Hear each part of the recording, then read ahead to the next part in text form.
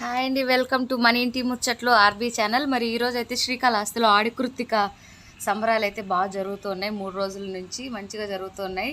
మరి ఆ వీడియోని ఇక్కడ వస్తుంది.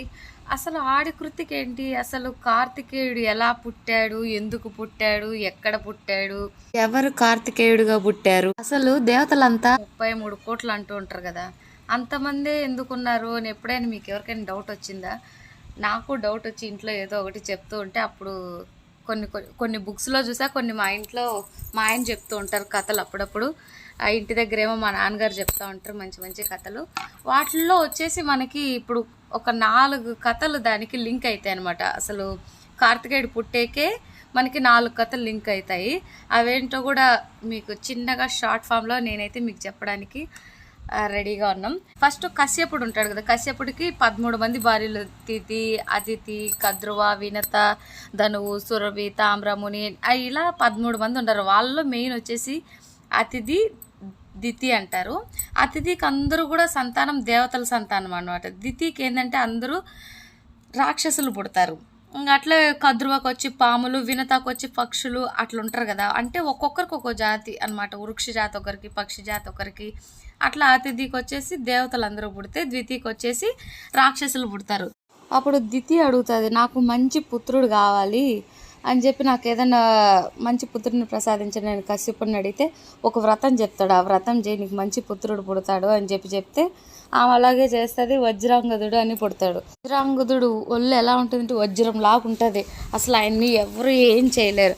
ఆయన పుట్టంగానే ఇంద్రుడిని అట్లా అందరినీ కూడా ఇబ్బంది పెడుతూ ఉంటారు దేవతలందరినీ. అప్పుడు దేవతలందరూ కూడా బ్రహ్మదేవుడి దగ్గరికి వెళ్తే బ్రహ్మదేవుడు దేవతలందరూ కశ్యపుడి దగ్గరికి వెళ్తారు.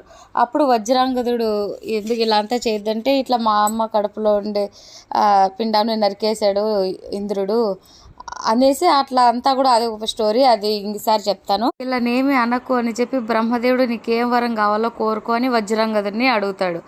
అప్పుడు వజ్రాంగదుడు నాకు అపారమైన సత్వగుణం కావాలా, అంటే నేను మంచిగా ఉండాలా, ఇట్లా అంతా ఏం లేకుండా మంచి బుద్ధులతో అట్లా ఉండాలా, అంతా సత్వగుణం ఉండాలా మంచిగా అని చెప్పగానే బ్రహ్మదేవుడు గారు అలాగే ఉపదేశిస్తారు.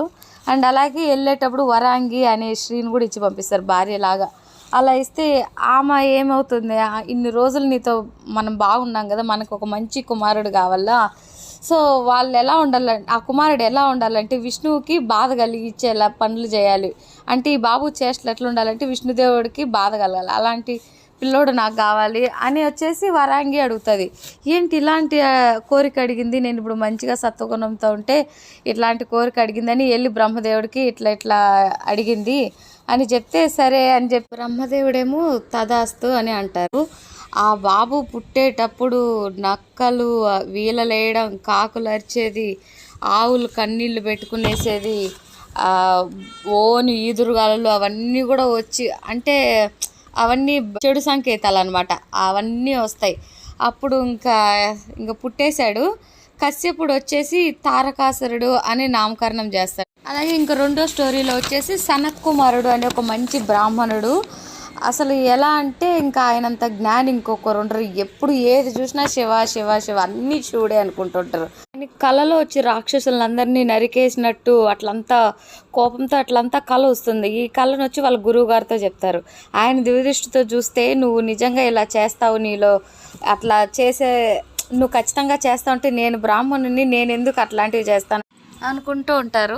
నేను ఎందుకు ఇలా చేస్తాననేసి మరి శివుడు ఎదురుగా వస్తారు. శివుడు వస్తున్నా లేయడు అనమాట. అట్లాగే కూర్చోనుంటే నేను వస్తే కూడా లేవా అని శివుడు అంటాడు. నువ్వు శివుడు, ఇదంతా శివుడే, శివుడు లేనిది ఎక్కడ అని అంటారు. అబ్బా అసలు నీకేం వరం కావాలో కోరుకో అని శివుడు అంటే, నాకేం వరాలు వద్దు, నాకు బాగానే ఉంది, నీకు ఇంకా ఏం వరం కావాలో కోరుకో అని ఆయన అంటారు సనత్ కుమారుడు. నాకు వరం ఇస్తావు, సరే నాకు నువ్వు కొడుగ్గా పుట్టు అని శివుడు అడుగుతాడు. నీకే కొడుగ్గా పుడతాను అని సనత్ కుమారుడు కూడా అంటాడు.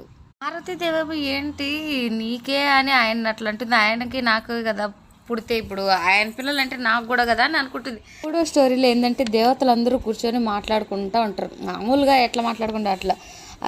అప్పటికి పార్వతీ పరమేశ్వరులు ఇద్దరు కూడా 100 సంవత్సరాలు అట్లా విహారయాత్రలో అట్లా తిరుగుతుంటారు. వాళ్ళు మనకు తెలిసిందే, మనకు ఒక సంవత్సరం అయితే దేవతలకు అంత ఒక రోజులాగా, మనకు ప్రతి ఉగాదికి అక్కడ వాళ్ళకు ఒక రోజు ఉదయించినట్లు అనమాట.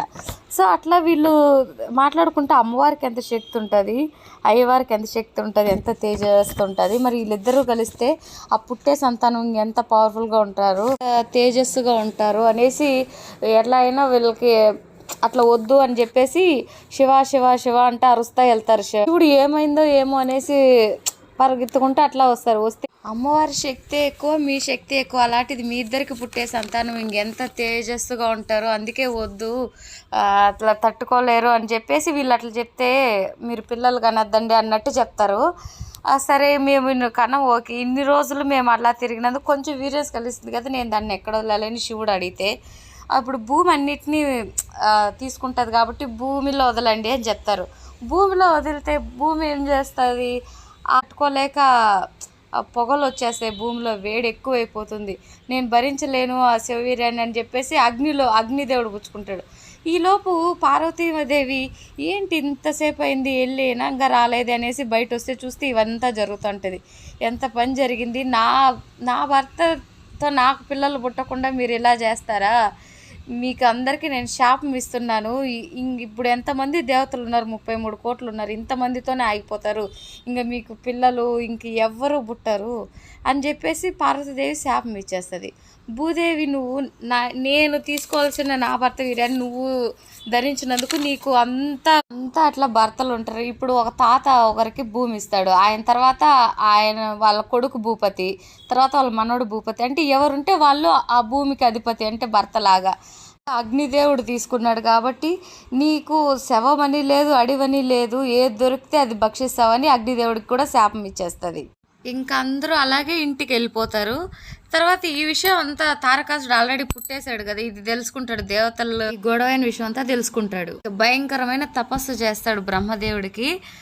ఎంత భయంకరంగా అంటే చాలా భయంకరంగా, చాలా విధాలుగా తపస్సు చేస్తే బ్రహ్మదేవుడు ప్రత్యక్షమవుతాడు. కొన్ని సంవత్సరాల తర్వాత అలా ప్రత్యక్షమైతే తర్వాత ఏం వరం కావాలో కోరుకుంటే, మీరు ఈ సృష్టిలో ఏదైతే సృష్టి చేస్తారో అది నన్ను ఎప్పుడు ఓడించకూడదని ఒకటి, ఇంకొక వరం వచ్చేసి నేను చావాలంటే పరమశివుడి యొక్క వీర్యంకి జన్మించినట్టు వారితోనే నేను మరణించేలాగా వరం ఇమ్మని కోరుకుంటాడు. బ్రహ్మదేవుడు తదాస్తూ ఉంటారు, ఎందుకంటే చాలా భయంకరమైన తపస్సు చేసింటాడు, ఇంకా నో అని కూడా చెప్పలేరనమాట, తదాస్తు అని అనేస్తారు. ఇంక ఓడించే వాళ్ళే లేరు కదా, తారకాసురుడు విజృంభిస్తాడు దేవతల మీద, యజ్ఞాలు, ఋషుల్ని అందరినీ హింసించడం, చంపడం, తినడం, కొట్టడం ఇలా ఉంటుంది.